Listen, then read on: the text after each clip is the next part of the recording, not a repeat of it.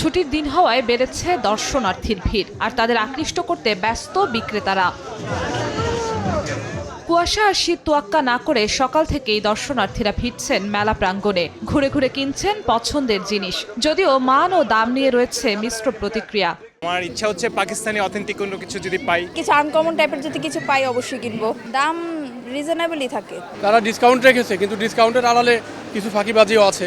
আমি অনেক কিছুই কিনছি, এখানে বাচ্চাদের রাইড আছে, আরো অনেক কিছু আছে। এদিকে সাপ্তাহিক ছুটির দিনে প্রত্যাশা অনুযায়ী ক্রেতা সমাগম হওয়ায় উচ্ছ্বসিত বিক্রেতারা। ছুটির দিনে আমরা প্রচুর সাড়া পাই। দুপুরের পরে বিকেল টাইমে আর সন্ধ্যার দিকে তো প্রচুর ভিড় থাকে। স্পেশালও অনেক ডিসকাউন্ট আছে কিছু কিছু প্রোডাক্টের উপরে, সেটা আমরা এই মেলাতেও দিয়েছি, প্লাস হচ্ছে শেষের দিক দিয়ে আরও কিছু বাড়ানোর আশা আছে। টাইমটা যদি আরেকটা 2-3 দিন যদি এক্সট্রা বাড়ায় দেয় তাহলে মনে হয় আরেকটু বেশি ভালো হবে। গেল 2 শুক্রবার প্রায় 2 লাখ করে দর্শনার্থী পাওয়ায় আজও রেকর্ড গড়ার প্রত্যাশায় মেলার ইজারাদার। আদার যে কর্মদিবসগুলো আছে ওখানে তেমন একটা সারা আমাদের যেটা চাহিদা ওই পরিমাণ আমরা করতে পারি নাই।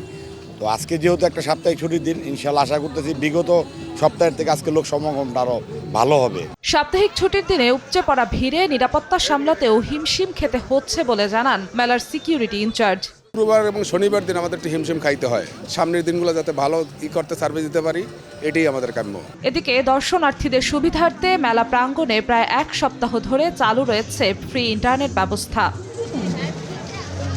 জিন্নাত আরা জশওয়া, সময় সংবাদ, ঢাকা।